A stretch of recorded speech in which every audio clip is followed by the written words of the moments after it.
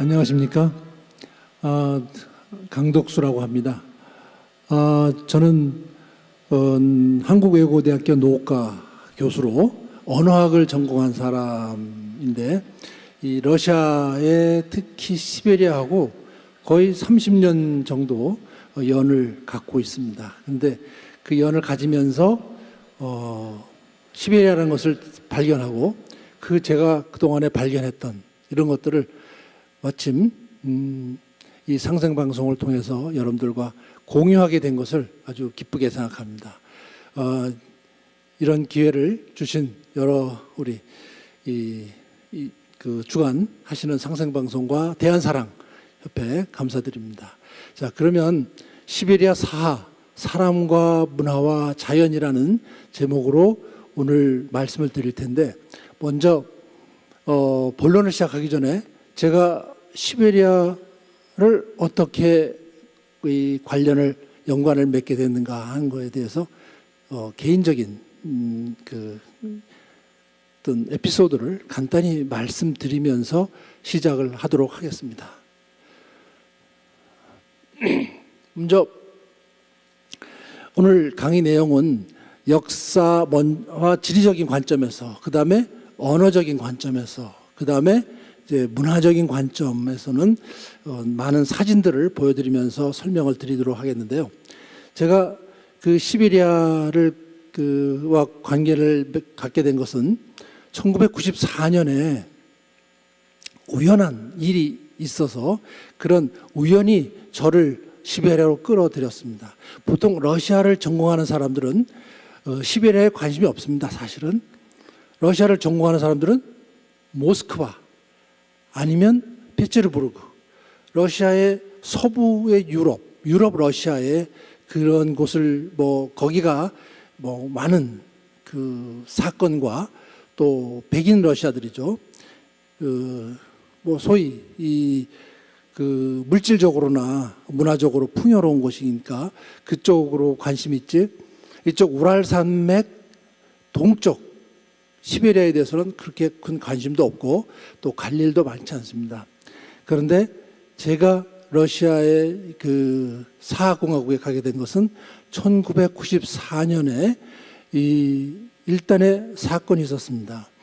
그 당시 이 러시아는 페레스트로이카, 소위 그 개혁이라는, 그래서 소련이 그러니까 붕괴되고 러시아가 되면서 지방자치가 강화되면서 러시아의 그 시베리아의 사하공화국이라는 곳이 있는데, 그곳에 사한국학교를 만들겠다라는 그런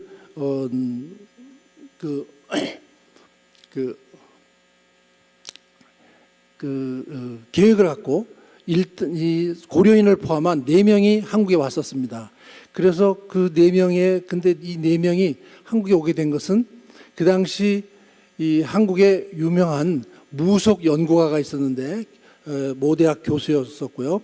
그분이 시베리아에 1992년에 들어가셔서 무속 연구하러 들어가셔가지고 많은 약속을 했습니다. 사한국학교를 지어주면 하면 자기네 대학에서 많은 지원을 해줄 수 있다라는 약속을 했습니다. 그 당시는 많은 한국 사람들이 러시아에 가서 약속을 많이 했습니다. 그래서 그런 약속을 믿고 4명이 왔는데, 막상 학교를 세우려고 다 하고 계획을 세워놓고 한국에 들어오니까 그분을 찾을 수가 없었습니다. 만날 수가 없었습니다. 그래서 근데 그 네 사람이 우연히 이 한국 외국어대학교에 러시아과가 있다는 얘기를 듣고 저한테 연락이 왔습니다. 그때 마침 제가 러시아 학과장으로 있었는데 연락이 와서 그런 얘기를 듣고 제가 이것은 또 큰일 났구나, 누군가가 또 사고를 쳤구나, 이런 생각을 하면서, 그러나 한국 사람이 저지른 일이니까 저는 러시아 전공자로서 이것을 수습해야 된다라는 의무감에 제가 이제 그 책임을 맡고 이제 시작이 됐는데요. 그 당시 한국 분이 다른 교수님이 약속한 건 뭐냐면, 사한국학교를 지으면 그 모든 지원을 해주고 선생을 보내주겠다라는 약속을 한 겁니다. 근데 저는 다른 지원은 할 수가 없고 선생은 보내줄 수 있다. 근데 선생을 보내주는 것도 물론 경비는 다 그쪽에서 부담하고 저는 좋은 선생만 뽑아서 보내겠다. 그래서 이제 그게 1994년에 시작이 됐고 그 이후로 이따 슬라이드로 제가 보여드리겠지만 매년 사한국학교 학생 한 15명 정도를 매년 여름에 제가 받아서 3주 한국에서 교육을 시키고 여러 가지 뭐 문화활동, 문화체험을 시키고 보냈습니다. 근데 한국에 들어오면은 그 비용은 이제 저와 저희 지인들이 그것을 이제 맡아서 부담하고 그러면서 30년을 지나다 보니까 사하공화국이 굉장히 친한파가 됐습니다. 굉장히 많은 뿌리를 내리고 그러면서 저 자신도 거기에 끌려 들어가면서 이제 시베리아를 공부하게 되고 사하를 공부하게 되고 거기에 있는 사람들을 공부하게 되고 또 거기 있는 언어를 공부하게 되면서 시베리아가 우리에게 얼마나 중요한 곳인가 하는 것을 알게 됐습니다. 물론 시베리아 하면은 사람들은 거기에 자원이 많은 곳이다라고 알고 있지만 사실 자원 이전에 우리 역사적인 관점에서 시베리아는 참으로 중요한 곳입니다. 그래서 저는 먼저 시베리아는 역사적인 관점에서 지리적인 관점에서 왜 중요한 곳이냐 이것을 말씀을 드리도록 하겠습니다. 먼저 시베리아 하면은 춥다, 영하의 동토지대 이렇게 다 각인되어 있습니다. 그러면 사람이 과연 살 수 있는가? 저는 12월 달에도 가보고 1월 달에도 가보고 그리고 거기서 몇 달 지내기도 하고 제가 안식년을 시베리아에서 2번을 보내기도 했습니다. 그러면서 그 사람들하고 그 동토를 같이 이 썰매를 타고 또는 차를 타고 다니면서 많은 구경이라기보다는 탐사를 했습니다. 그래서 여기에 왜 여기에 사람들이 살고 있는가 그런 것을 실제로 경험하고 그 사람들을 이해하게 됐습니다.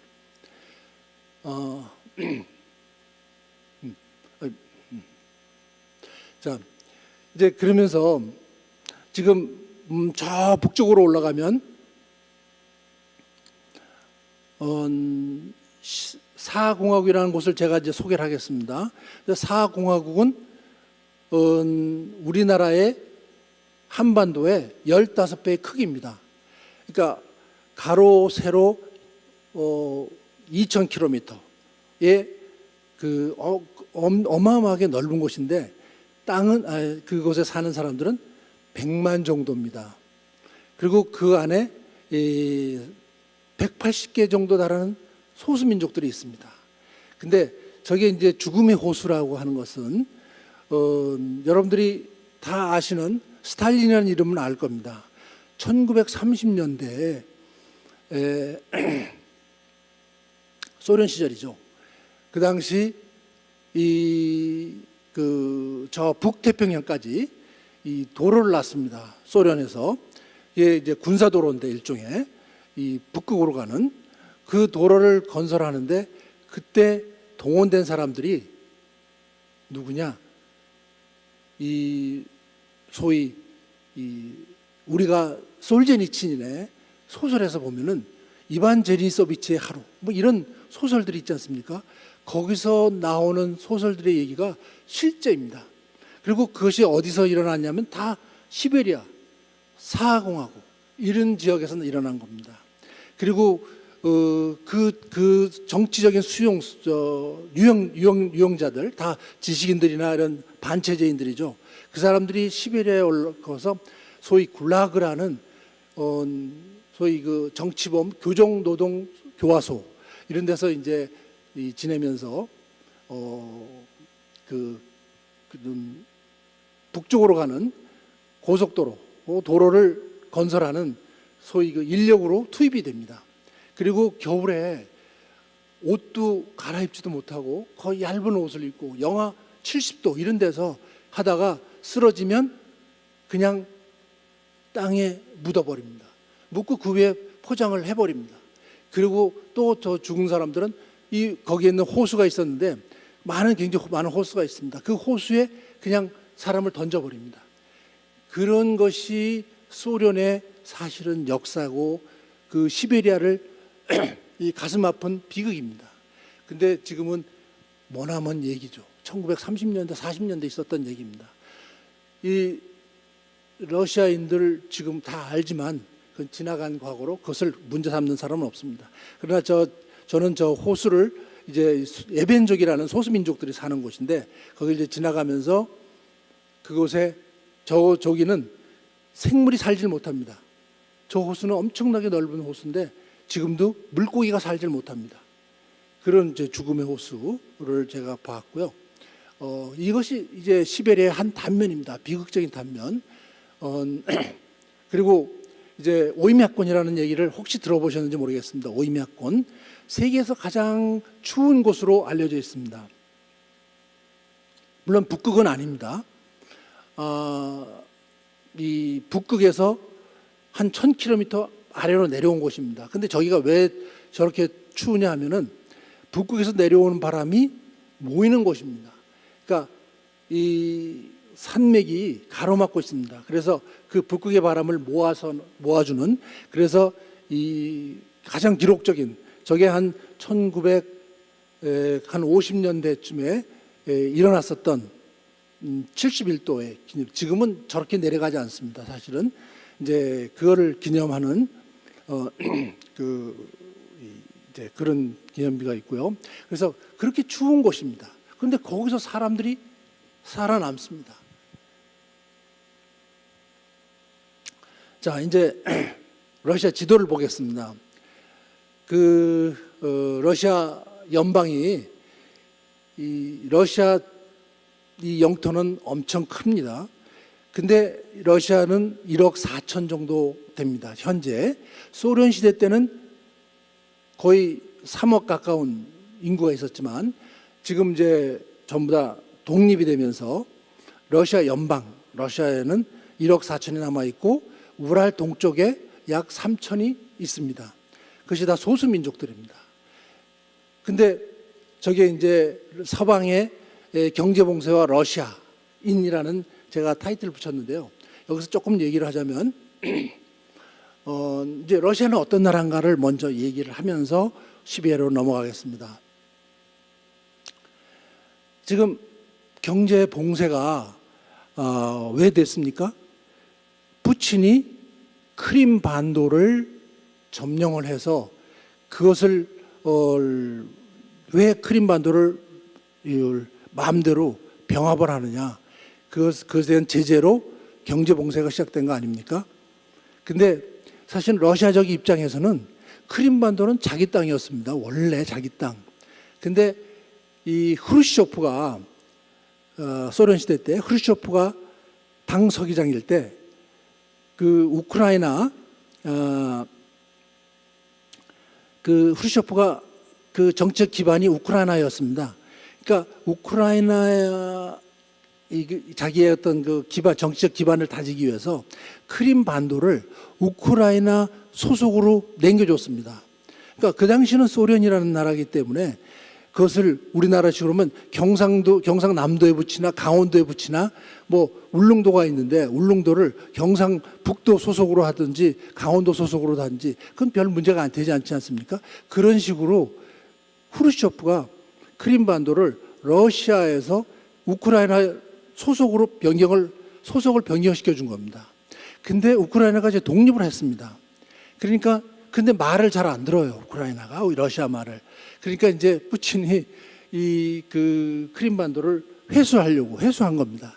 이제 그거에 대해서 서방에서는 잘못됐다라고 얘기하는 거고, 근데 경제 봉쇄를 당해서 지금까지 옵니다. 근데 러시아인들이 그러면 그 경제 봉쇄 때문에 고통을 받고 있느냐?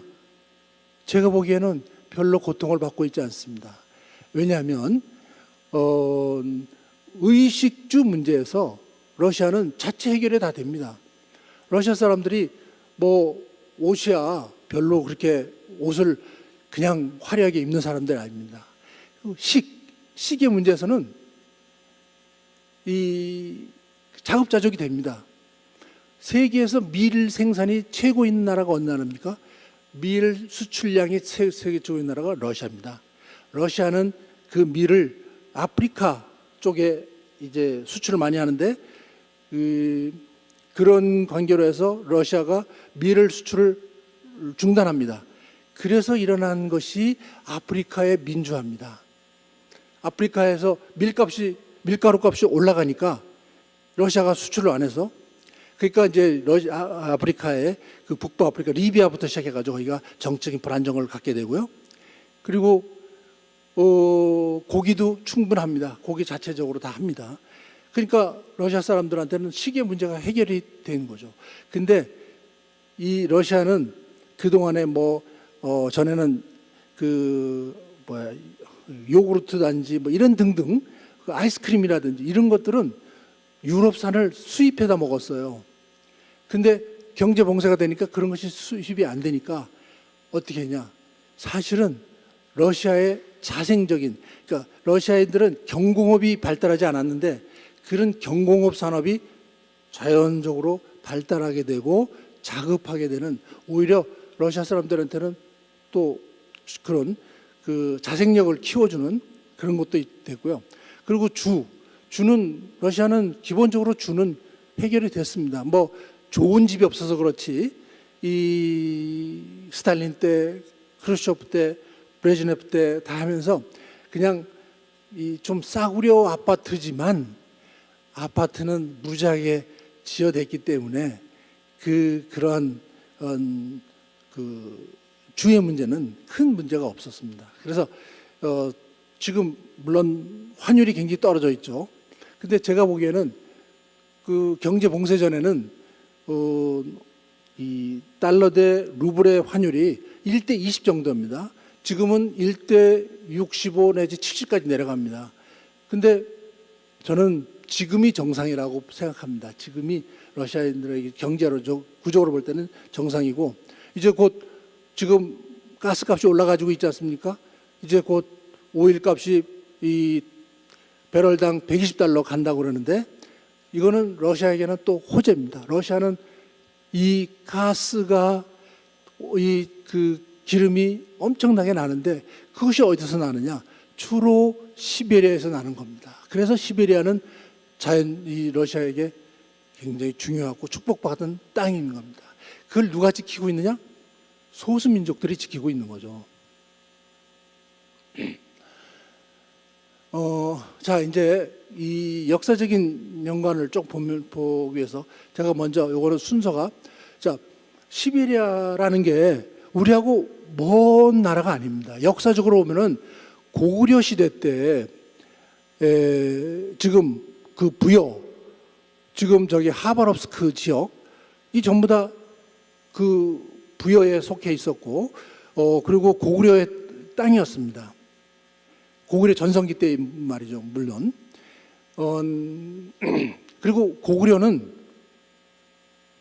원래 그 단일 민족 국가가 아닙니다. 고구려인이 있었지만 그 밑에는 많은 소수민족, 말갈, 여진, 숙신, 이런 거란, 이런 많은 소수민족들이 있었던 겁니다. 같이 생존하고. 그때 아마도 의사소통이 가능했었을 것 같아요. 그때는 언어적으로 서로 그런 증거를 저는 요즘 많이 이제 찾고 있습니다.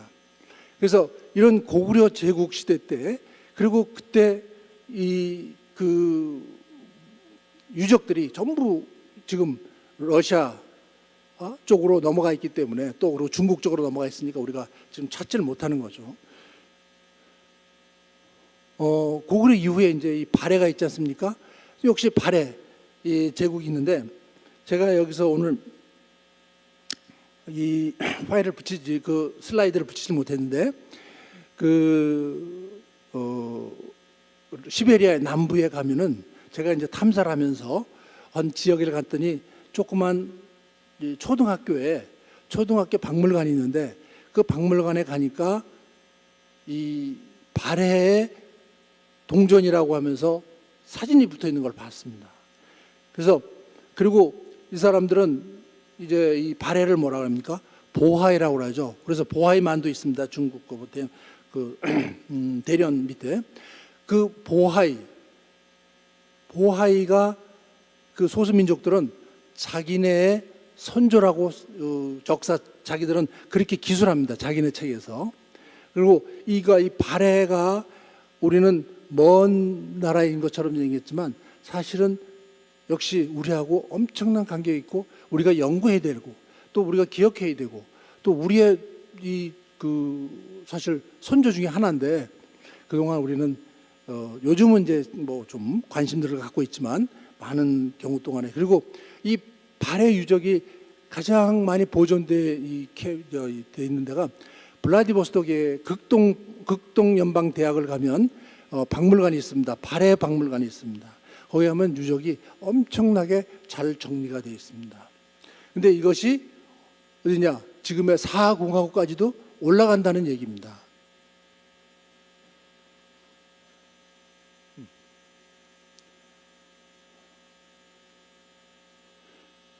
그리고 몽골도 보면은 몽골이 징기스칸이 12세기, 13세기 때 이제 하지 않습니까? 그리고 이제 원나라가 됐는데 그때 여기서 왜 중요하냐면 제가 아니면 이 몽고의 징기스칸이 거기 있는 민족들을 통일해서 새로운 민족, 몽골이라는 새로운 민족을 만들 때 일부 민족들이 북쪽으로 도망갑니다. 그때 도망을 가서 이 북쪽에 시베리아 북쪽에 살고 있던 원주민과 합쳐지면서 새로 생겨나는 민족이 야쿠트족입니다. 그 야쿠트족이 오늘날 사공화국의 주력 민족이 되는 겁니다. 그리고 저 위에 이제 키르기스가 있습니다. 키르기스족은 사실은 이 시베리아 북부 지금의 노보시비르스크 더 위쪽에서 살던 그런 민족이었는데 저 키르기스 민족이 남하를 했습니다. 남하를 하면서 그때 이제 남하를 하던 때가 이제 거의 9세기 뭐 10세기 됐는데 그때 어떤 중원에 그러니까 지금의 우즈베크 뭐 카자흐스탄 이 지역에 어떤 왕국이 있었냐면 위구르족의 왕국이 있었습니다. 서하라고 위구르족에. 근데 그 위구르족의 위구르 제국을 멸망시키고 오면서 키르기스족은 잘 살고 있는 한국 민족을 멸망시키고서는 그냥 또 그중에 그게 살린 게 아니라 더 남쪽으로 내려와서 오늘날의 키르기스로 와 있습니다. 근데 사실은 오늘날의 키르기스라는 데는 조그맣고 자원도 별로 없고 아주 가난한 나라죠. 지금은. 근데 그 키르기스족이 내려오면서 자기네 문화적인 인종적인 정체성은 유지하고 있는 거죠. 그 키르기스족이. 그래서 이런 민족 이동이 대단히 빈번했던 지역입니다. 그래서 저런 민족 이동이 엄청난데 우리 우리는 일찌감치 이 한반도로 내려오면서 압록강을 경계로 해서 딱 경계치고 우리는 어떤 면에서는 4,000년, 5,000년을 여기서 서바이브를 한 겁니다. 그 관계를 또 좀 이따 다시 설명을 드리겠습니다.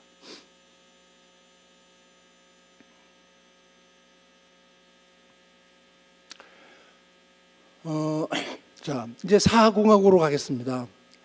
사하공화국은 러시아 영토의 5분의 1을 차지하는 곳입니다. 그리고 약 100만이 살고 있고요. 수도는 야쿠츠크라고 합니다. 그리고 야쿠츠크라고 하는 데는 지금 지역이 바로 여기 있습니다. 여기가 야쿠츠크입니다. 그리고 쭉 가는 이게 레나강입니다. 레나강. 이 레나강은 세계 6대 하천 중에 하나입니다. 강폭이 평균 12km에 달하는 엄청나게 큰 강입니다. 지금 야쿠츠크는 지금도 아까 설명했듯이 저기에 사항학교가 있습니다. 1994년에 만들어졌죠.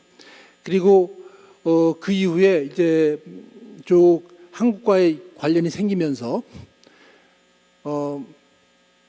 이 최근에는 직항이 일주일에 2번씩 뜨는 직항이 있었는데 최근 이제 코로나로 인해서 그것이 중단됐습니다. 이제 아마 내년쯤에는 다시 그 직항 노선이 회복되지 않을까 하는 생각을 하는데요.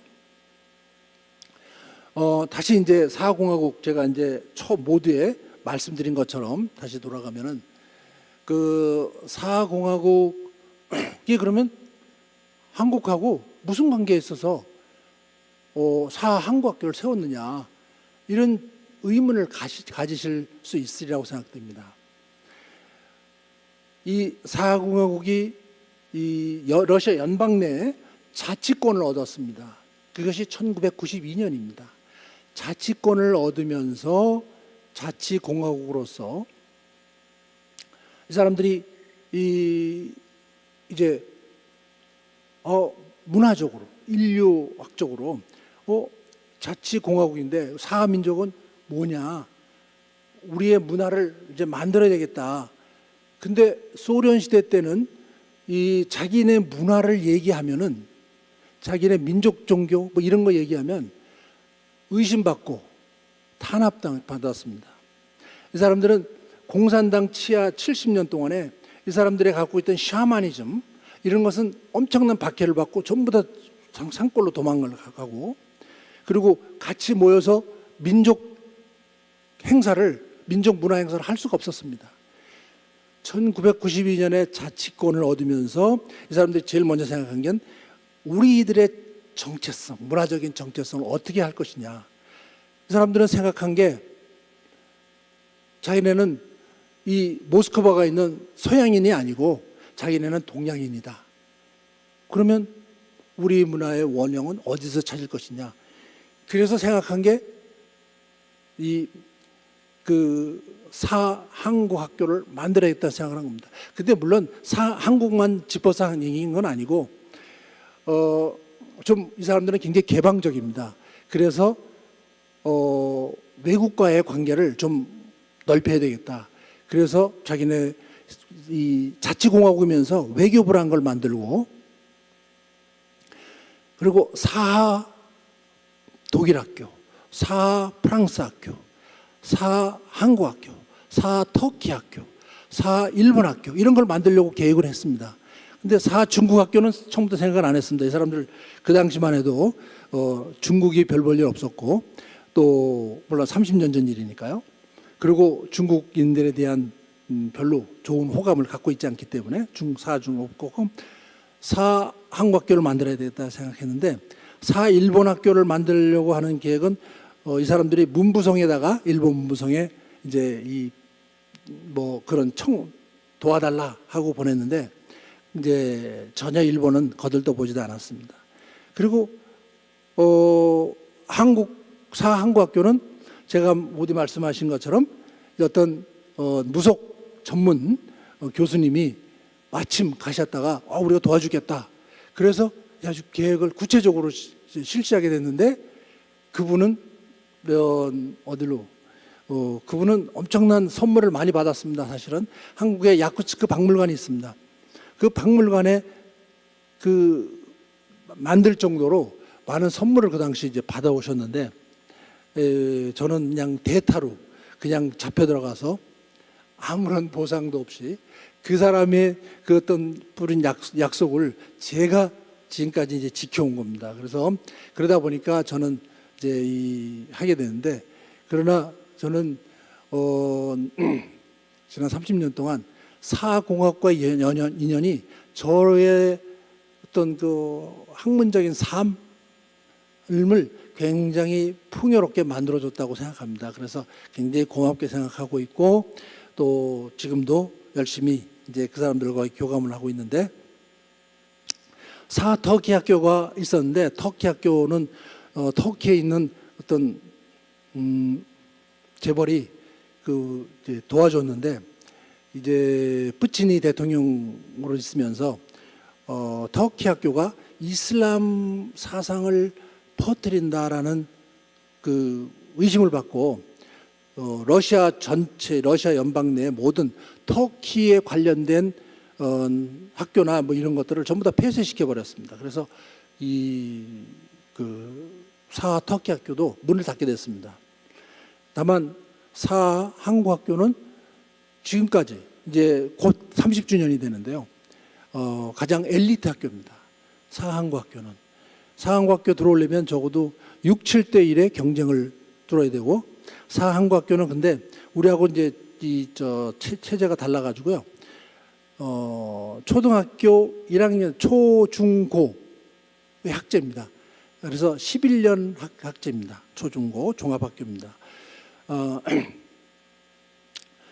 그래서 이제 제가 이제 그런 연을 갖고 있고 또 그러다 보니까 이 야쿠츠크 사람들이 굉장히 한국에 대해서 친환적인 그런 생각을 갖게 되고 지금 코로나 아직도 다 아는데도 지금 이 사하공화국에 무슨 정부 사절단이 한국에 와 있습니다. 지금 이제 저도 또 만나야 되는데 이제 그런 정도로 이 사하공화국이 굉장히 중요한데, 그러면 자 이제 사하공화국이 얼마나 중요하냐?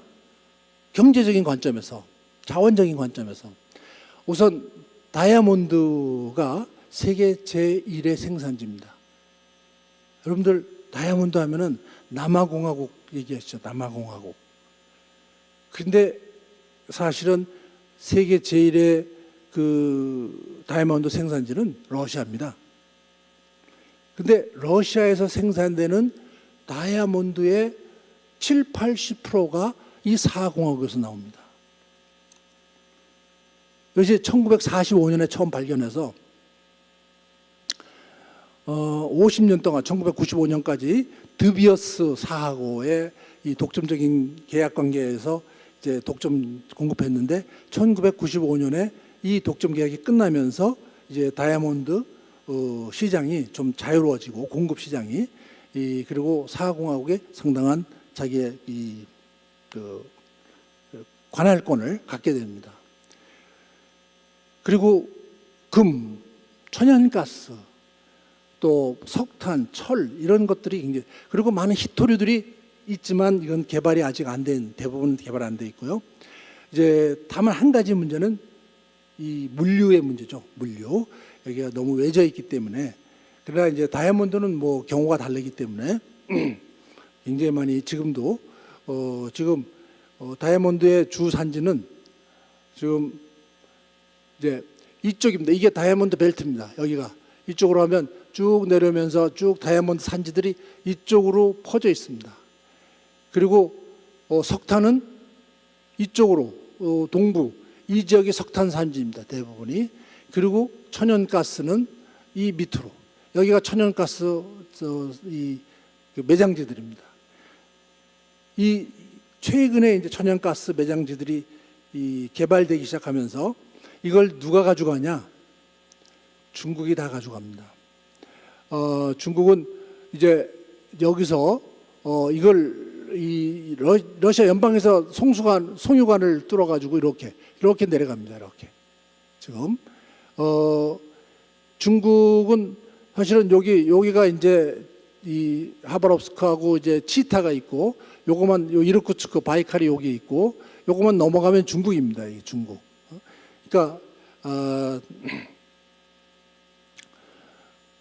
사하공화국이 이 러시아 내에서는 꽤 잘 사는 국가입니다. 물론 이런 것들은, 이런 주요 자원들은 전부 러시아 연방에서 통제하기 때문에 주요 수입들을 다 가져갑니다. 그래서 이제 전에도 오면 우리가 독립을 하면 우리도 저 두바이나 아랍에미리트처럼 잘 살 수 있다라는 얘기를 살짝 얘기합니다. 이런 얘기를 내놓고는 얘기 못합니다. 내놓고 얘기했다면 큰일 나죠. 물론 제가 농담처럼 이런 얘기를 합니다. 지금 여기가 엄청 추운 곳이지 않습니까? 영하 50도입니다. 보통 겨울에. 그리고 9개월 이상이 얼어 있습니다. 저는 이쪽 친구들한테 너희들은 군대가 필요 없다. 왜? 추위가 지켜주니까. 만일 이 지역이 춥지 않았다면 이미 백인들이 다 들어와 살았죠. 그리고 페리스트로이카 이전에는 1992년 이전에는 사실 주요 다이아몬드나 이런 석탄이나 이런 것에 대한 그거는 전부 러시아 기술자들이 들어와서 다 했습니다. 근데 페리스트로이카 이후에 많은 러시아인들이 떠났어요. 그러니까 이제 그 뒤를 이제 야쿠트인들이 이제 지금 공백을 메우고 지금 하고 있는데, 이제 그러고 나서 30년이 지나니까 이제 정상이 되고 많은 러시아 야쿠트인들이 이제 자기들이 이제 자립적으로 하지만 처음에는 굉장히 어려웠었죠.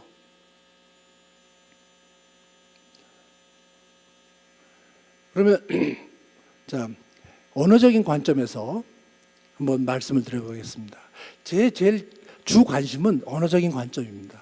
그리고 이 러시아가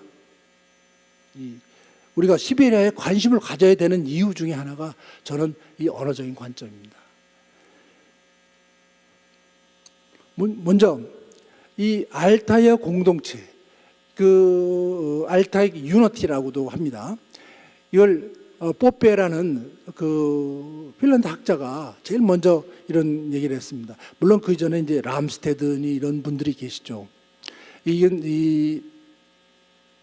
여기를 보면요, 여기에 한국어가 있습니다. 이 그러니까 알타익 유니티. 뭐 처음엔 여기 계신 분들은 우랄 알타이라는 말을 들어보셨을 수도 있어요. 근데 우랄 알타이는 아주 고전적인 용어고요. 지금은 우랄하고 알타이는 완전히 다른 어족이다라고 이제 그렇게 평가가 됩니다. 그래서 우랄은 아니고 이제 알타이, 그 중에서도 이제 한국어를 보면요, 여기 프로토 코리안이 있습니다. 이게 뭐 하면 원 코리아라고 할 수 있죠. 원 코리아. 그리고 이제 쭉 내려서 우리 코리아는 그냥 단일 계통으로 쭉 내려옵니다. 현대 한국어로. 그리고 이제 여기 보면 이제 이게 터키, 이 추바시, 이 몽골 이런 이제 공통 있고, 그 다음에 이제 추바시 터키가 있고, 몽골리안 만주 퉁구스 유니티가 있고, 그리고 여기서 이제 프로토 터키가 나옵니다. 그리고 추바시가 나오는데요. 지금 러시아에서 가장 큰, 그러니까 러시아인 빼놓고, 백인 러시아인 빼놓고 가장 큰 소수민족은 터키인들입니다. 타타르족, 투르크족, 타타르족입니다. 타타르스탄 가장 강력한 강력한 자치공화국입니다. 그리고 굉장히 부유하고 거기도 석유가 많이 나고 그리고 이 사람들은 사실은 돌골족의 후예입니다. 돌골족. 그리고 여기 보면 이제 추바시라고 있는데, 추바시는 현재는 이제 조그만 이제 이 자치공화국이고요. 그리고 이제 몽골이 있습니다. 몽골. 그리고 여기 만주 퉁구스가 있는데, 지금 만주는 거의 없어졌죠, 지금요. 왜냐하면 이 사람들이 중국에 들어가면서 이게 소멸해 버립니다. 이제 퉁구스족은 지금 이 중국으로 들어간 퉁구스족은 거의 소멸하고, 이제 러시아 사공화국에 있는 민족이 퉁구스족인데, 지금 저의 관심을 가장 갖는 게 이 퉁구스족입니다. 근데 그런 얘기들 하죠. 우리 한국어는 퉁구스계다라는 얘기했는데, 과연 퉁구스계인데, 지금은 또 많은 언어학자, 개통론을 공부하는 분들 중에서는 한국어는 퉁구스가 아니다, 그리고 알타이어하고도 관계가 없다, 이렇게 부정하는 분들도 계십니다. 근데 저는 부정을 할 수도 없고 부정해서도 안 되고, 그렇다고 해서 그렇다고 얘기할 수도 없다는 입장입니다. 그러면 부정하는 사람들에게 한국어하고 퉁구스어를 연구해 봤습니까? 하고 묻죠.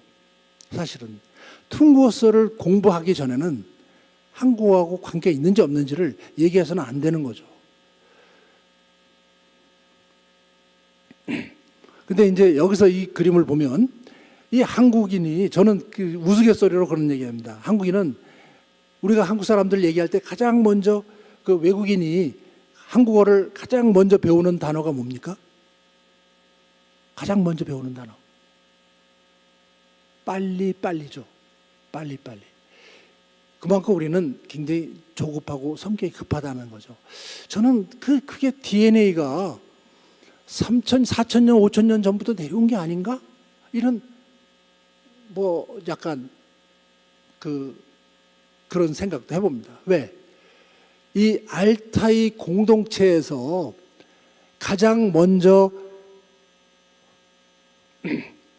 이 동지들, 뭐 우리는 동쪽으로 일단 가서, 그러니까 이제 그 바이칼 호수 근처가 될 수 있을 거라고 생각하는데, 거기서 이제 이게 공동체가 커지다 보니까 이게 이제 땅은 협소하고, 자 우리는 동쪽으로 가서 살아볼게요 하고 내려온 동쪽으로 내려오면서 한반도에 들어오지 않았을까? 그런 생각을 해봅니다. 물론 상상을 함부로 하는 건 위험하지만 뭐 그런 상상을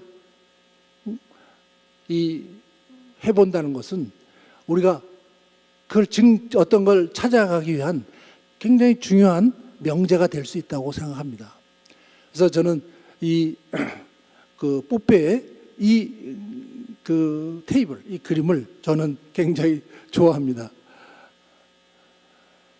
자, 우선 언어적인 연관성, 뭐 이제 뽀페의 책에서 제가 한 건데, 물론 이외에도 많지만 가장 아주 쉬운 것, 돌이라는 것이 있습니다. 돌, 우리말의 돌. 근데 커먼 알타이, 공통 알타이어에 제구된 겁니다. 이거는 어떤 면에서 학문적으로 입증이 된 건데요. 티엘라라는 게 있습니다.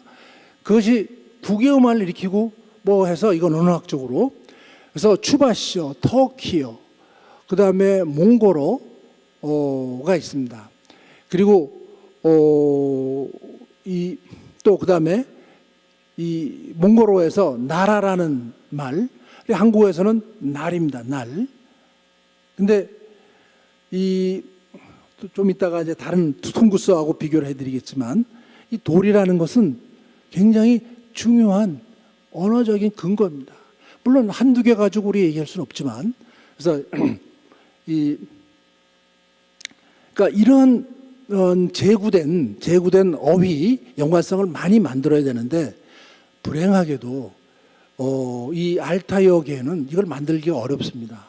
왜냐하면 인도 유럽어는 산스크리트어부터 시작해가지고 전부 다 인도 유럽어 아닙니까? 근데 거기는 문헌이 산스크리트어, BC 4000년부터 이 문헌이 남아 있습니다. 그리고 고트어 같은 경우 BC 5세기의 문헌들이 다 남아 있습니다. 비석들이 남아 있습니다. 그리고 그리스로 가면 그리스 문헌들 이미 2000년, 3000년 전에 있습니다. 그래서 인도 유럽어는 아주 개통론적으로 완벽한 그 증거도 있고, 그래서 개통이 만들어져 있지 않습니까? 그래서 러시아도 이 인도 유럽어 중에 하나입니다. 우리가 잘 아는 맨날 마시는 차가 어디서 나왔습니까? 차 산스크리트에서 나온 겁니다. 그리고 이것이 이 영어로 들어가면 T가 되고, 우리는 중국을 통해서 들어오니까 차와 다라는 두 가지 소리로 들어온 겁니다. 설탕, 이거는 슈거입니까? 슈거로입니다. 슈거. 이건 산스크리트에서 시작된 겁니다. 그래서 이것들이 이러한 것들이 이 인도 유로보에서는 아주 완벽하게 증명이 됩니다. 그리고 우리가 얘기하는 뭐 language, lang. 근데 혈은 이게 영어로는 tongue입니다. 이거 전부 다 하나의 어입니다. 하나예요. 인도 유럽으로 올라가면 이것이 다 지금 왜 이렇게 어휘적으로 이렇게 됐는가, 의문론적으로 다 증명이 됩니다. 그런데 이 불행하게도 알타이어 계통에는 이런 것들이 잘 안 남아 있다는 거죠. 우리만 해도 우리가 문화민족이라고 하면서도 우리가 문헌적으로 올라갈 수 있는 거는 신라 시대도 어렵습니다. 다 소멸됐습니다. 중간에 역사책들 이런 것들이 전부 다. 그래서 우리가 좋은 문헌들을 안 갖고 있기 때문에 굉장히 어렵습니다. 그래서 저는 현대어에서 이거를 찾아볼 수 있지 않을까 그런 생각을 하고 저는 나름대로 연구를 하고 있습니다. 자, 우선 터키 이 언어를 보면 가장 두르크 돌골족입니다. 지금 러시아에 이렇게 많이 퍼져 있습니다. 그 중에 이제 큰 언어들이 이 카프카스 쪽으로 가면 아제르바이잔이 있죠. 그 다음에 우랄 쪽으로 오면 따따르가 있습니다. 이 따따르스탄인 거죠. 그 다음에 중앙아시아로 오면 우즈베크, 까자흐가 있습니다. 키르기스, 또 위구르가 있습니다. 이 위구르는 지금 중국의 가장 골머리 앓는 그런 거죠. 근데 이 위구르족이 대단한 문화를 가진 민족인데 불행하게도 자기네 지금 나라가 없기 때문에 굉장히 이제 고통을 받고 있고, 그러나 우리가 문화적으로나 언어학적으로는 굉장히 중요한 언어입니다. 그리고 시베리아에 이제 야쿠트어가 있습니다. 그리고 돌간, 또 여기 하카스는 전부 이런, 여기서 몇 개는 자기 공화국을 갖고 있고 몇 개는 갖고 있지 않습니다. 그런데 이제 이 중에 야쿠트어가 사실 시베리아에서 가장 성공한 소수민족 중에 하나입니다.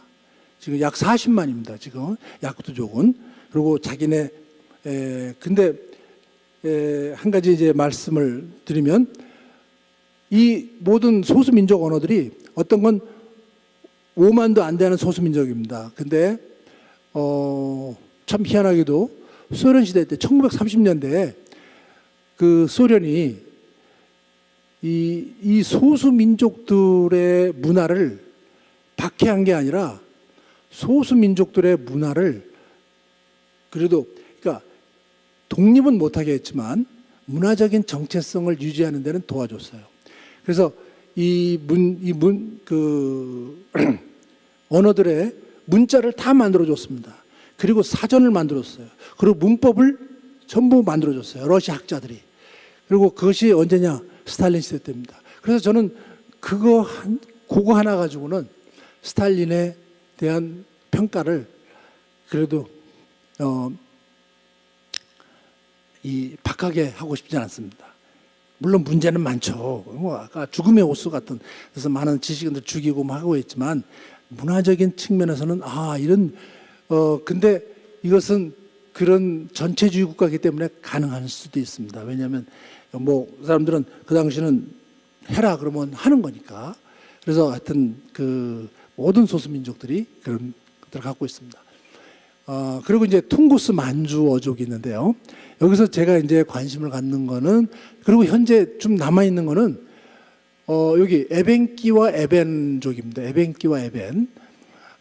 나머지는 대개 남 시베리아 이쪽 하바롭스크나 블라디보스토크 연해주 쪽에 있는데, 여기는 지금 거의 없어졌거나 한 몇백 명이거나 그런 정도. 그러니까 자기네 어떤 그 생존의 가능성이 이제 없는, 소멸해가는 그런 언어들이고, 현재 에벤키와 에벤은 한 2만 정도 있습니다. 2만 정도.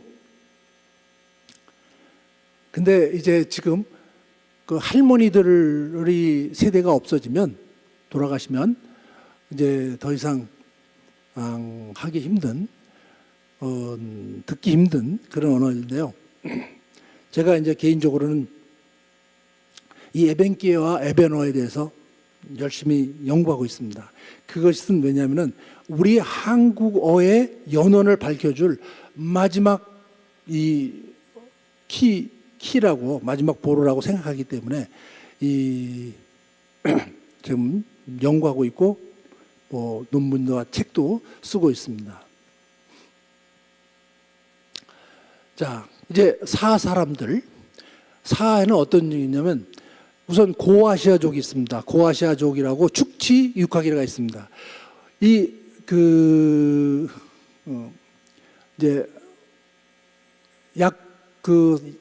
사하가 이제 이렇게 큰 이 네모를, 여기 있는 이 슬라이드 이거를 이제 사라고 생각한다면 이 지금 축치나 육하기는 저 북극 쪽에 외곽으로 밀려 있습니다. 왜 그러냐면 이 사람들이 고아시아족이라는 거는 이미 2000년 전, 3000년 전에 이 지역에 살았던 민족들입니다. 근데 여기에 이제 퉁구스족이 제가 생각하기에는 이제 고구려 발해 이런 것들이 이제 깨지면서 또 일부 거란족, 여진족, 뭐 말갈, 숙신 이런 사람들의 후예들이 이 북쪽으로 올라오는 겁니다. 그래서 이 올라오면서 이 사람 에벤키, 에벤 이 사람들이 이제 그 중앙을 차지하면서 축치나 육하기르가 밀려나게 되는 겁니다. 이제 그 다음에 이제 그 13세기 되면서 이제 징기스칸의 이제 지배를 받기 싫은 일부 민족들이 또 이제 따따르족이죠. 들이 올라옵니다. 그래서 이제 그 13세기경에 이 사람들이 또 이 야쿠티아의 중심을 차지하면서 이제 에벤키나 에벤은 또 변방으로 밀려나는 겁니다. 그러면서 이제 이 원주민 에벤키나 에벤족하고 새로운 따따르족이 이제 뭐 정복을 당하든지 뭐 결혼을 하든지 하면서 새로운 민족들이 나타나는데 그것이 오늘날 야쿠트족이라고 하는 민족입니다. 물론 이제 야쿠트 사람들은 이런 얘기를 그렇게 좋아하진 않습니다. 왜? 상당히 자기 자존심, 뭐 약간 국수주의적인, 민족주의적인 그런 게 있어서 자기네는 처음부터 야쿠트족이었다라고 얘기를 하는데 사실은 야쿠트라는 이름은 에벤키 말로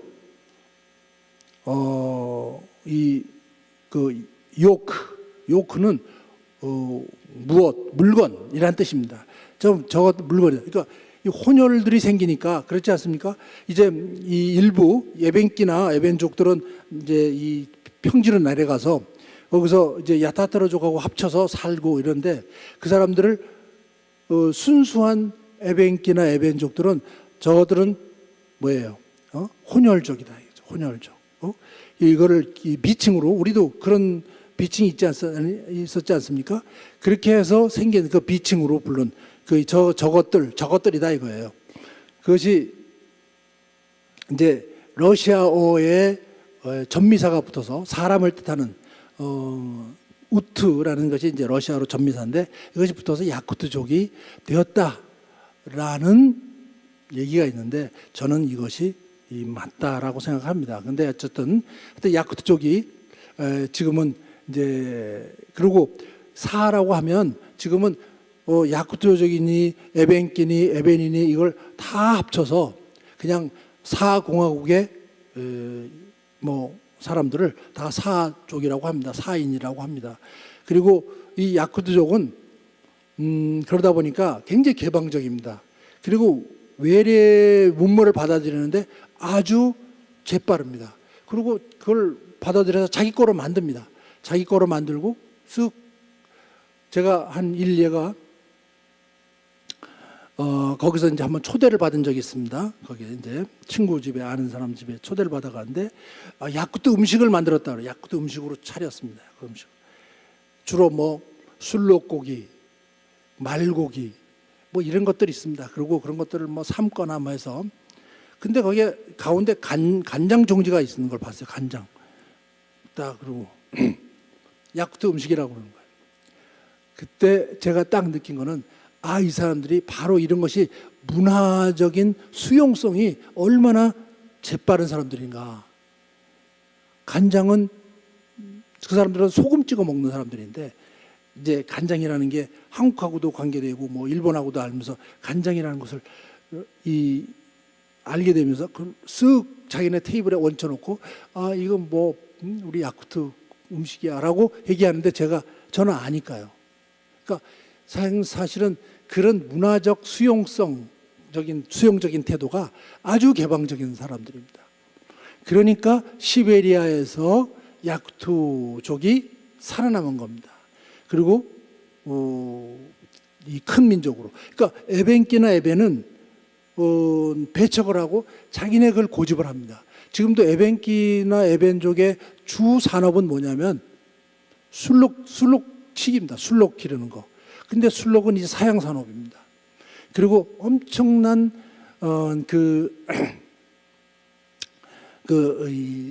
힘든 일입니다. 그 한 겨울에도 영하 50도 되는데도 술록을 몰고 다녀야 됩니다.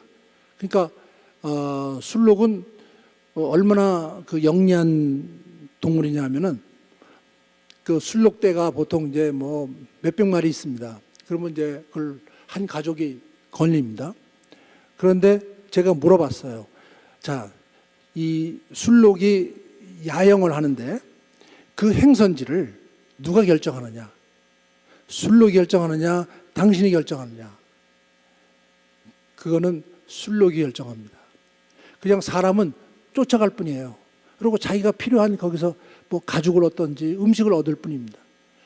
그러니까 술록은 딱 한 가지만 먹습니다. 이끼라는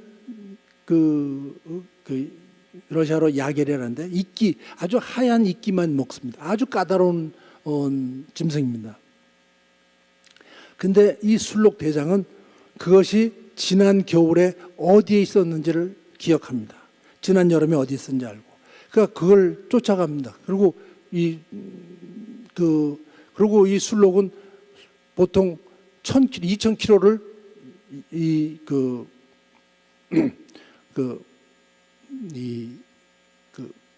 다닙니다. 그래서 이제 굉장히 어려운 일이죠. 근데 소련 시대 때는 그런 술록치기에 대해서 그 보조금을 줬습니다. 굉장히 큰 서브시디를 보조금을 줘서 그래서 술록치기들이 잘 살았어요. 술록 한 600마리, 700마리면 엄청난 분홍이었습니다. 실제로 그리고 그런 만큼 굉장히 자유로운 영혼들입니다. 이 사람들은 한 군데 붙박이에 있지 못합니다. 근데 이 소련 시대 때 그 술록치기들을 모아서 공동 농장, 소위 소퍼즈 코로즈라고 부르는 집단 농장을 만들려고 하니까 이 에벤족들이 반란을 일으켰어요. 반란을 일으켜서 수천 명이 죽었습니다. 러시아 역사책에는 물론 안 나오죠.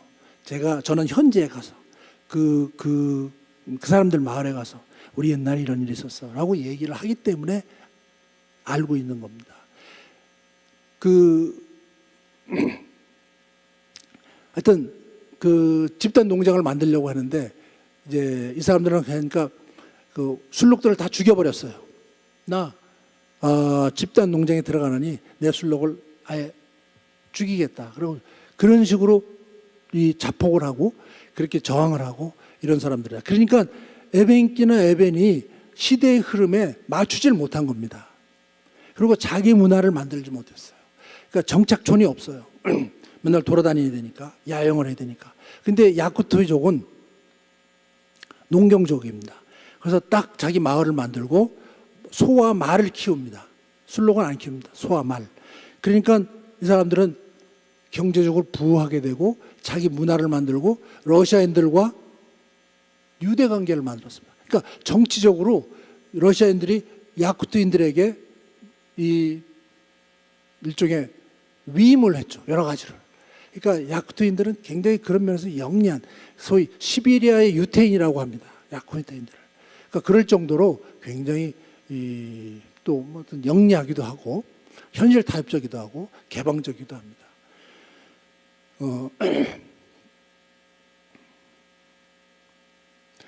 그래서 자, 근데 이제 우랑카이라는 말이 있습니다. 우리 오랑캐죠, 오랑캐. 자, 우리는 오랑캐 하면은 그냥 야만족이죠, 야만족. 북쪽에 사는 야만족. 제가 시베리아에 가서 이제 좀 익숙해지면서 비로소 알게 된 게, 아, 이 오랑캐가 그런 야만족이라는 의미가 아니구나를 걸 알았습니다. 이 오랑카이라는 거는 어디서 제일 먼저 나오냐면 징기스칸의 역사를 말한 그 역사책, 징기스칸을 쓴 생각 안 나는 그 역사책 보면 징기스칸의 가장 친한 친구가 우랑카이라고 불립니다. 그 우랑카이는 누구를 가르치냐면은 에벤키족을 가르치는 겁니다. 거기에 이제 그 징기스칸이 어려웠을 때 도와줬던 사람. 그리고 이 우랑카이는 무슨 말이냐면 저기 있는 것처럼 술록, 오론이라는 술록. 에벤오론 오론이라고 하고 에벤키 말로는 오란이라고 합니다. 이 그 술록, 카이는 뭐치기라는 겁니다. 그래서 이것이 합쳐져 가지고 오랑카이, 오랑카이. 그러니까 술록치기라는 뜻입니다. 근데 술록치기는 사실은 굉장히 그 용감하고 아주 그 빠르고 민첩하고 이런 사람입니다. 그리고 생활력도 무지하게 강하고. 그래서 오랑카이 하면은 용감한 무사라는 뜻으로 이 말은 그 저쪽 투바 지역에서부터 이쪽 야쿠티아 사공화국까지 굉장히 널리 퍼져 있는 그런 용어입니다. 오랑카이라고 해서. 그래서 여기 이걸 보면 이제 제가 번역한 책인데 엘레스 보우트루라는 책입니다. 그 야쿠트인의 그 민속 설화를 담은 그 이제 영웅 서사인데요. 여기 보면은 나옵니다. 말고삐를 하늘에 얹어놓은 검은 얼굴의 오랑카이족. 강인한 몸매는 어떠한 압력에도 굴하지 않고 넓은 가슴은 어떠한 충격도 이겨낸다. 굳센 허리는 어떤 권력에도 굽히지 않는다. 이런 사람이 누구냐? 이런 사람이 우랑카이라는 겁니다. 그러니까 우리가 생각하는 그런 오랑캐가 아니라 오랑카이는, 그러니까 우리가 이걸 단을 통해서 그 만주 내지는 시베리아 이 사람들하고 얼마나 가깝게 옛날에 소통하고 살았는가 하는 어떤 근거가 될 수 있을 거라고 생각이 되는 겁니다. 그리고 자, 이제 배달, 아까도 이제 우리 배달, 사실 이 프로그램 자체가 우리 민족은 어디서 왔는가, 뭐 그런 것이 주제이기도 하고, 그래서 우리는 배달 민족이다 그런 얘기를 하시지 않습니까? 배달 민족. 그건 누구든지 아무도 부인하지 않을 겁니다. 그래서 배달이 어디서 나왔냐, 그 어원을 가지고 얘기할 때 양주동 박사님은 옛날에 그 밝은 달에서 나왔다, 뭐 박달나무 뭐 아래에서 뭐 이렇게 풀이를 하셨는데, 그리고 다 뭐 그럴 듯하다고 여겼죠. 근데 제가 이제 시베리아를 드나들고 에벤어를 공부하고 에벤키어를 공부하다 보니까 배달의 의미는 그것이 아니고 이런 의미가 있지 않을까. 베이는 사람이란 뜻입니다. 그리고 우리말의 그 복수 어미는 뭡니까? 들이죠, 들. 근데 이쪽 그 알타이어 계통의 말의 복수 어미는 달 내지는 뭐 들, 모음 안은 중요하지 않습니다. 달, 돌, 들, 뭐 달입니다. 이건 모음 조화 때문에 우리도 옛날에 모음 조화 있었듯이 그 달에 붙어서 배달이라는 의미가 있습니다. 아, 여기서 나온 게 아닌가. 또 실제로 지금도 시베리아의 소수 민족 중에서는 자기네 민족 이름을 사람들, 그러니까 번역을 하자면 사람들이라고 칭합니다. 당신은 누굽니까? 우리 사람들이야. 그러니까 민족 이름을, 자기네 민족, 소수 민족 이름을 사람들이라고 합니다. 그러니까 저는 그런 생각을 했습니다. 포페 선생이 얘기한 것처럼 제일 먼저 이제 알타이족에서 이 알타이 공동체에서 뛰쳐나와가지고 나무로 내려오면서 한반도 들어왔을 때 이미 거기는 원주민이 있었겠죠. 그렇죠? 원주민이. 근데 원주민이들 만났을 때 그 당시 우리 이제 북에서 온 분들은, 시베리아에서 온 분들은 말 타고 들어왔을 겁니다. 그럼 당신네 누구냐 하니까 우리는 사람이야 라고 얘기했을 가능성. 그게 뭐냐? 배달이다. 우리는 배달이다. 너희들은 배달, 너희들은 짐승이다라고 하는 거죠. 그러니까 이 원주민과 구분하기 위해서 우리는 배달이다. 저것들은 배달이 아니다. 근데 그 의미는 사라지고 그 말만 지금까지 그냥 자연적으로 남아있는 게 아닌가 하는 가정을 해볼 수 있지 않을까 하는 생각을 합니다. 물론 더 연구를 해야 되겠지만 저는 나름대로 상당히 근거 있다고 생각을 합니다. 그러면 온달, 고구려 시대 때 온달 장군 있지 않습니까? 온달은 누구냐? 근데 온달이 고구려 사람이 아닌 것만은 틀림없습니다. 온달은 이 코도 크고 키도 크다고 했습니다. 그 사람은 위구르나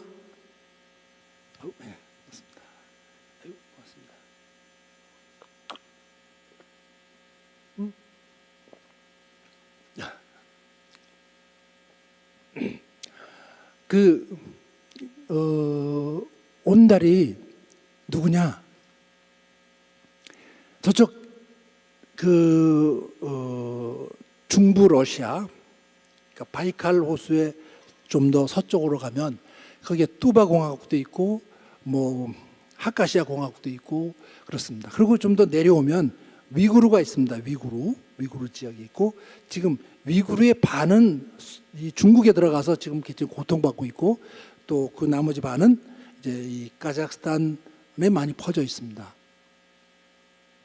거기를 가면은 온이라는 성이 우리나라의 김씨, 이씨처럼 대성이라고 합니다. 대단히 많은. 그리고 그 사람들은 뭐라고 하냐? 온달이라고 하는 거죠. 온달. 그러니까 온달하면 무슨 우리 김씨네 하는 것과 같습니다. 그러니까 그 당시 그런 많은 교류가 있었던 거죠. 그리고 많은 사람들이 이렇게 넘어왔습니다. 사실 이 고구려 시대 때도 그렇고 고려 시대 때도 그렇고 그러면서 많이 섞이고. 그러니까 온달이라는 것은 한국어는 아니죠. 순수한 이제 들어와서 이 뭐 미구르어든지 어떤 그런 알타이어 계통의 언어가 들어온 겁니다. 어쨌든 이것은 우리가 과거에 많은 교류가 있었다라는 것을 보여주는 굉장히 중요한 지표가 된다고 생각합니다. 자, 이제 조금 빨리 하겠습니다. 이제 뭐 사실 이런 거는 너무 전문적이라서 좀 관심이 적으실 수도 있고 그렇지만 우선 제가 이제 에베너를 공부하면서 찾아봤던 그런 어휘들 관계입니다. 물론 이것이 의문론적으로 얼마나 입증이 될 것이냐 하는 것은 좀 더 많은 의문론적인 연구가 필요한데요.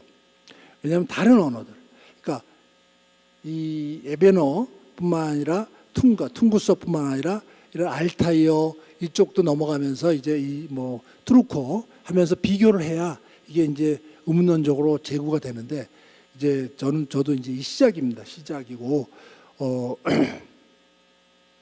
문헌이 너무 없기 때문에 사실 이런 자료들도 구하기가 힘들고 우선 돌 보면은 아까 이제 말씀드렸죠. 우리 돌. 에베노는 졸입니다. 졸. 이거는 이 국외음화 일으킨 현상이라고 봅니다. 우리는 그 국외음화를 탈락했고요. 우리가 아버지 있지 않습니까? 아버지. 이 지가 처음부터 지가 아니었죠. 그것은 아바에다가 D가 붙었을 가능. D. 그리고 우리 이북에서는 D에 디귿이 탈락한 겁니다. 그래서 아바이가 된 겁니다. 아바이. 이 남쪽에서는 그것이 이 D가 한국 사람들은 그 D 같은 거 발음하기 힘들죠. 그러니까 G가 된 겁니다. 국외음화 일으킨 겁니다. 그런 현상은 얼마든지 가능하고 흔하게 일어나는 현상입니다. 그리고 아바는 많은 언어에서 그쪽에서 아빠를 얘기하는, 그러니까 이 아버지를 얘기할 때 많은 부르는 이름들이 있습니다. 지는 이 전미사가 붙은 겁니다. 자, 둘 보면 줄입니다. 줄. 예배노로는. 그리고 집은 우리 집인데 에베노는 주입니다. 주. 근데 야쿠토로 가면 지혜입니다. 지혜. 그러니까 이 관계. 그리고 우린 물입니다. 근데 에베노는 엘이 탈락한 무입니다. 무. 여자. 우리 아씨죠. 아씨. 그러니까 아씨. 그건 아씨는 이제 지금은 안 쓰지만 우리 고전 한국에서 남아 있지 않습니까? 근데 에베노도 아씨입니다. 아씨. 여자를 할 때 아씨. 그리고 옷. 에베노는 오이입니다. 오이. 우리 말 옷인데 오이. 자, 그래서 우리 떼띠옷이라는 말이 있어요. 떼띠옷. 그 에베노는 떼띠라는 옷입니다. 떼띠. 그리고 옷을 입히다 그럴 때 떼띠라는 동사를 씁니다. 그래서 또 우리는 그냥 이 아닙니까? 이. 근데 에베노는 그것이 it입니다. it. 이것을 그냥 많지 않으니까 우연이라고 하기에는, 우연치고는 너무 많다라는 생각을 들고요. 또 이외에도 좀 쭉 있지만 이런 관계를 볼 때 결국은 어떤 관계는 있다는 생각을 하게 됩니다. 또 동사에서 보면 오다 근데 에베노는 엠데이, 나가다 근데 노데이. 이 데이는 이제 우리 다나 데이나 이거는 같은 어미입니다. 뭘 가지다, 가지다 할 때 가다이 하면은 뭘 가져가다는 겁니다. 가지다, 같은. 또 가까이 가다 할 때 다가가다 하죠. 가다인데 다가가죠. 가까이라는 뜻입니다. 지금은 다가가다라는 말 쓰지만 우리 한국어에서도 그 고어사전을 보면, 한국어 고어사전을 보면 다가가 가까이라는 뜻으로 살아남아 있습니다. 그러니까 조선시대 때만 해도 다가가 가까이라는 뜻이었습니다. 근데 이것이 에베노에서는 다감다이라는 말을 씁니다. 또 잡다. 우린 잡다 아닙니까? 근데 잡다이. 이 에베노는 잡다입니다. 같은. 그리고 여기에서 파생된 게 많습니다. 또 뭐 불다, 후불다인데 뭐 후데이 이거는 글쎄 의성어니까 뭐 안 할 수도 있고. 그다음에 뭘 위에 앉다, 위에 하는데 이것은 이제 부사어에서 나온 건데 우데이 하면은 위라는 뜻입니다. 우가. 또 그 뒤에 걸 더 보면은 더 좀 상세한 걸 볼 수 있는데요. 여기서 보면 달다. 저는 이 단어를 처음에 딱 하면서 깜짝 놀랐습니다. 에베노로 그냥 달다가 스위트입니다. 스위트.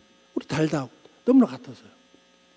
그다음에 불다 할 때 우리 불키다 저런 뭐 후다냐인데 그 우리 불이 이 사실은 그냥 비읍에서 온 게 아니라 비읍 히읗 에스피레이티드 부, 즉 기음 부일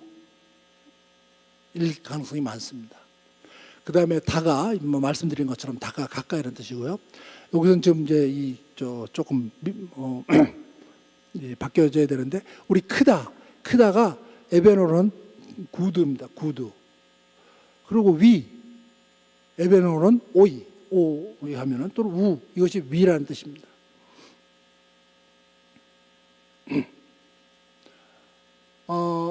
그래서 한국어하고 에베노로는 어미로 볼 땐 아까 동사처럼 우리가 다라고 했는데 그 다이 또 그 아주 관계 제가 불 때문에 조명 때문에 사실은 조금 막 조금 그 슬라이드가 약간 겹쳐 보이고 그래서 제가 근데 그 과거 전미사일 때 우리 하였다 할때 에베노는 리라는 게 있습니다. 사실 이것은 굉장히 의문론적으로 관련을 지을 수 있습니다. 그리고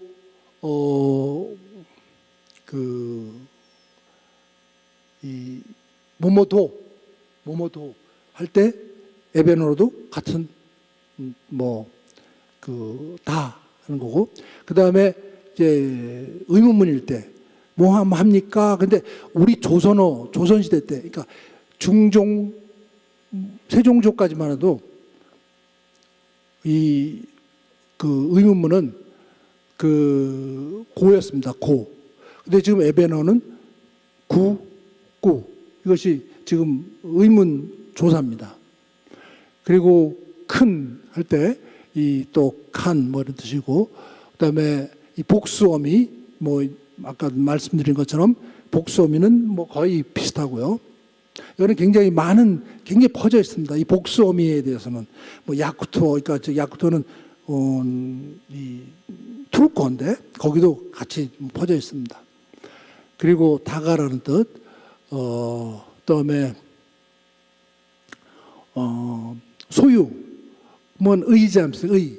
근데 ing이입니다. 이 에베노로는 뭐 그런 것들, 그다음에 vocative 혹격일 때, 뭐뭐야 할 때 이 에베노도 똑같이 같다는 것.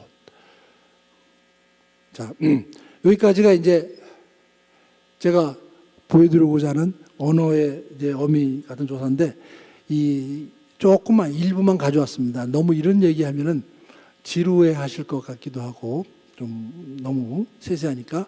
근데 이제 이런 것들을 어떻게 우리가 언어학적으로 의문론적으로 체계화 시키느냐 하는 것이 이제 많은 분들의 관심사여야 할 텐데, 사실은 오늘 대학교의 국어학과가 이름을 바꿔서 국어학과라는 이름으로 갖고 있는 과가 점점 줄어들고 있습니다. 그리고 뭐 문화학과 뭐 이런 식으로 가고 있고요. 그 다음에 우리나라 대학교에서 국어사를 가르치는 대학이 거의 없습니다. 지금 국어사. 이건 굉장히 중요한 국어사입니다.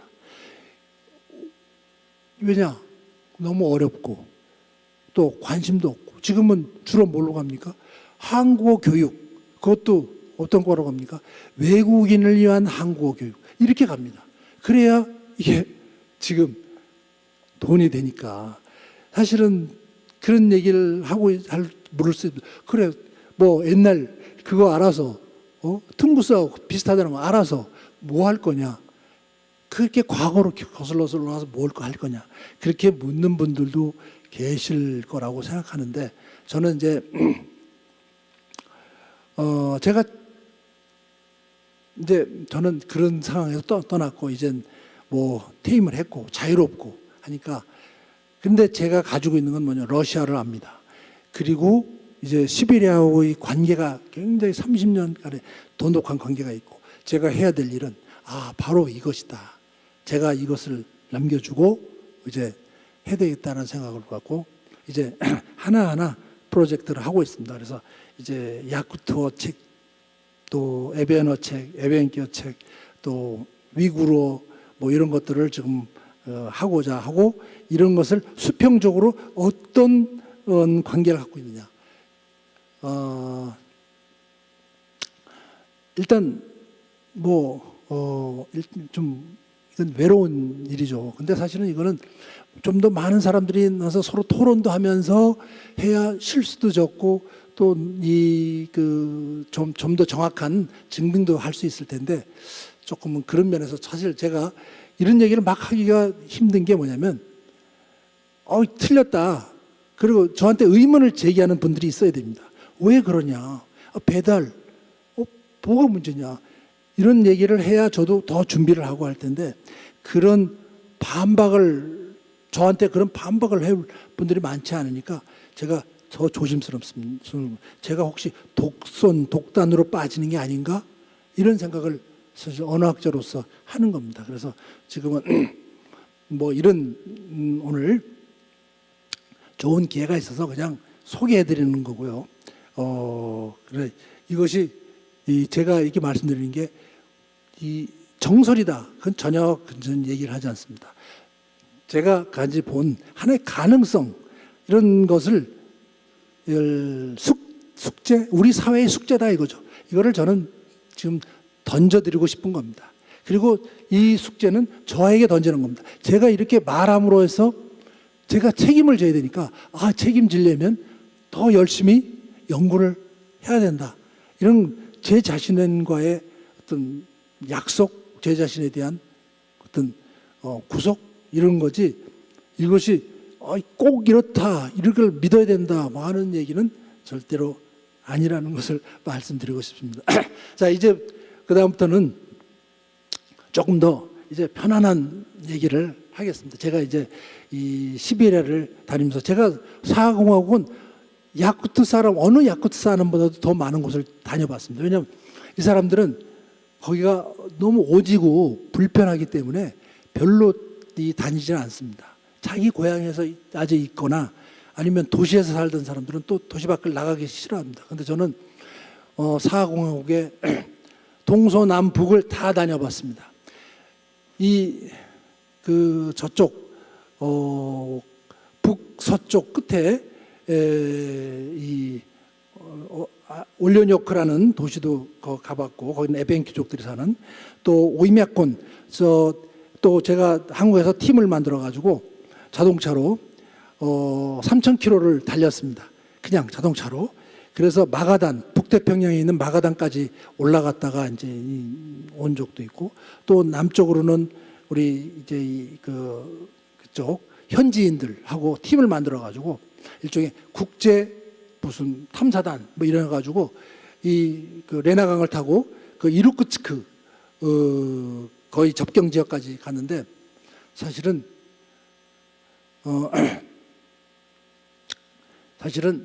굉장히 그 제약이 많습니다. 그 외국인이 다니기에는. 또 현지인도 마찬가지입니다. 거기는 들어가지 못하는 그런 지역들도 있는데, 이제 그래도 거기에 친구들의 많은 도움을 받아가지고 다닐 수 있었습니다. 자, 시베리아의 자연과 풍습을 보겠습니다. 거기 보면 이제 마야 지역이라는 데가 있는데, 이제 레나강을 건너면 야쿠츠크에서 뭐 한 40km 떨어진 데인데, 이 맷돌을 거기서 봤습니다. 저는 인류학자가 아니기 때문에 이것이 갖는 가치를 잘 모릅니다. 근데 반가웠습니다. 그러니까 이 맷돌이 주는 의미가 우리가 한국에서 보던 맷돌과 같은데, 이것이 어떤 인류학적인 관련을 주는지 모르지만, 그래도 하여튼 반가워서 제가 사진을 찍었던 겁니다. 이 선앙당입니다. 이 곳곳에 있습니다. 일종의 샤머니즘의 하나죠. 그러니까 그리고 큰 나무나 이런 데다가 이제 정령 신앙이죠. 이것은 굉장히 보편화되어 있습니다. 야쿠트족의 하지 축제입니다. 엄청난 몇만이 모여서 저런 하지 축제를 하는데, 으스하라고 합니다. 하지 축제는 이제 6월 22일 전후로 해서 이제 하지 축제가 열립니다. 일종의 한 해가 시작되는 겁니다. 이제 옛날에는 저걸 못하게 했어요. 소련 시대 때는. 이제 이 자치공화국이 되면서 이제 저걸 자기네 문화로 이제 하는 겁니다. 마찬가지고 이거 일종의 태양족입니다. 태양신 숭배. 그리고 이제 전통 의상을 입은 그 여자고, 그 다음에 오스오의 하이라 그래서 우리나라의 강강수월래가 똑같습니다. 서로 이제 저런 축제가 끝나면 모두가 손에 손을 잡고 빙빙빙빙 돕니다. 노래를 하면서. 이제 저기 있는 막대기 기둥이 세리게라고 하는 겁니다. 그러니까 저게 이제 부유를 상징하는 겁니다. 많을수록 되게 이제 말 매는 그 말을 매두는 그런 기둥인데, 이제 그 세리게라는 게 있고, 저 정승은 한 10년 전에 한국인 이제 정승 그 제작 전문가를 초청해서 저걸 으쌰 그 지역에 만든 겁니다. 저거는 저 한국 사람이고요. 저분은 이분은 한국인입니다. 한국인.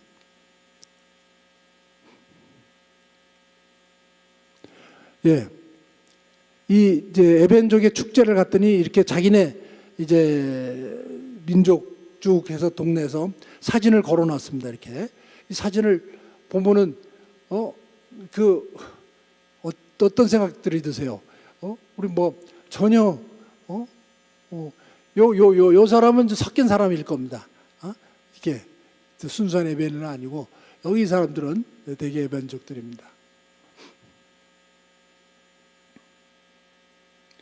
이제 에벤족의 이제 이 봄 축제인데요. 이 봄 축제가 언제냐면 저게 4월 달에 하는 겁니다. 4월 달에 강 위에서 하는 겁니다. 이게 강입니다. 강이 얼어서 강 위에다 불을 펴놓고 이렇게 그리고 이제 이 할머니들이 이제 에베노로 축제를 하는데, 이 에베노로 노래를 할 수 있는 젊은이가 없습니다.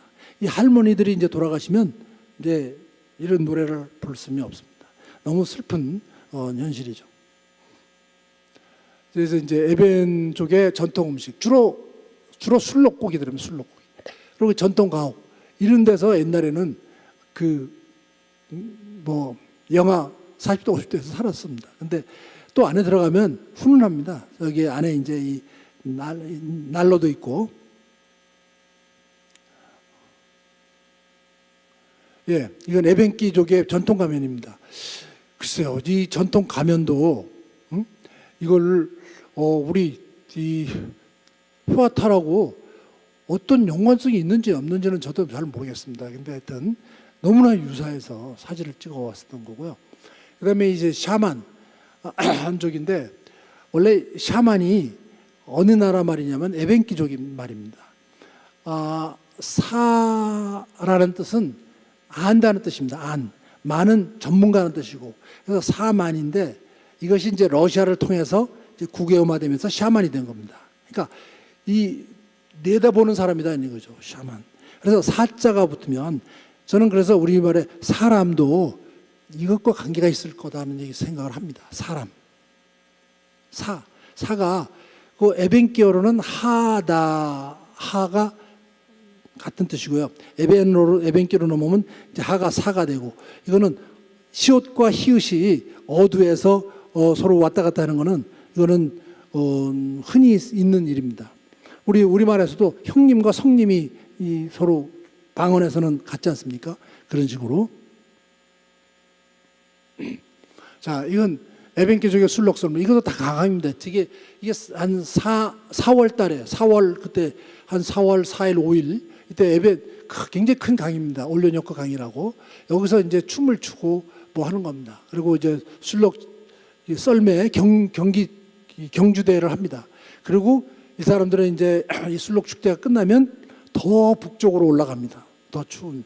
왜냐하면 술록은 따뜻한 데서 못 삽니다. 그래서 이제 그런 술록 경제한 거고요. 그리고 이것도 역시 이 에벤키족들 이제 술록 야영지를 제가 찾아갔을 때 같이 이제 사진 찍었던 거고요. 그리고 또 저 남쪽 남시베리아로 내려가서 티아니안 촌인의 이 샤만 이 사람이 요 사람이 제가 찾아갔을 때는 조금 치매가 온 상태입니다. 약간의. 그래서 사실은 그러고 제가 만나고 몇 년 뒤에 돌아가셨다는 얘기를 들었습니다. 그래서 근래 저 에벤키의 샤만들은 의사입니다. 의사. 치유의 전문가들이죠. 다음 이건 레나강. 이 말을 보십시오. 말. 이게 조랑말입니다. 이 말이 제주도 가면 볼 수 있는 말입니다. 왜? 이 말은 어디서 왔냐? 몽골에서 왔습니다. 몽골의 조랑말. 우리나라의 제주도 조랑말은 어디서 왔습니까? 탐나가 옛날 원이 말을 키워서 보내라는 그걸로 조랑말을 제주도에 보낸 겁니다. 그래서 저 말과 제주도 조랑말이 같은 품종입니다. 자, 이 강이 겨울에는 고속도로가 됩니다. 간선도로 이렇게 그 강 위를 타고 흘러갑니다. 이제 시베리아 제가 이제 사냥 갔을 때 한 11월 달쯤에 보고요. 자, 이거는 이제 이 야쿠츠크 시내 레나강입니다. 이런 기암 절벽이 수 킬로미터에 걸쳐서 있습니다. 그거는 이제 유람선이고요, 여름에. 그리고 이거는 움직이는 모래섬이라는 지역의 어떤 그런 지역이고요. 그 다음에 이제 이 들소, 여기에 이제 맘모스가 옛날에 있었습니다. 여기는 그러니까 한 2만 년 전에는 따뜻한 지역이었습니다. 근데 이제 그 맘모스가 이런 들소들이 한꺼번에 죽어버린 겁니다. 이 빙하기가 오면서. 그러면서 지금도 이 땅을 밑에서 이런 상아들이 발견됩니다. 자, 이건 이제 만 년 전에 암각화들, 그 당시 이제 고대인들이면 남긴 암각화들이 이렇게 남아 있습니다. 이제 태권도, 마야학교회라는 데서 태권도를 스스로 자기들이 도입해서 이렇게 이제 이미 우리가 한류라는 바람이 일기 전에 여기서 이제 이 시베리아는 스스로 자생적인 한류가 있었습니다. 자, 이제 마지막으로 이게 사항과학교입니다. 그래서 사항과학교에 부채춤이 있고, 제가 이제 10주년 될 때 스쿨버스를 보낸 거고, 또 20주년 될 때 스쿨버스를 또 보내서 이제 30주년이 2024년에 30주년인데, 그때 이제 스쿨버스를 이제 10년이면 이제 이게 뭐 다 폐차가 될 테니까, 그래서 지금 고민하고 있습니다. 이제 한 3년 남았는데 2024년에 뭘 보낼지. 30주년인데 이 학교가 세워질 때 몇 년 못 갈 줄 알았습니다. 근데 30년이 됐습니다. 그리고 지금은 야쿠티아 사하공화국의 가장 명문 학교 중에 하나가 되고, 한국과 사하를 이어주는 굉장히 중요한 브릿지, 다리 역할을 하고 있습니다.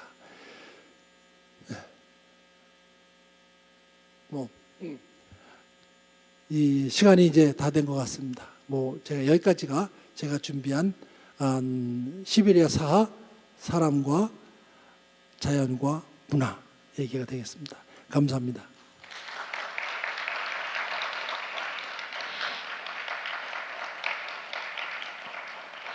네, 시베리아 사하, 사람과 자연과 문화에 대해 발표해 주신 강덕수 교수님께 다시 한번 뜨거운 박수 부탁드립니다.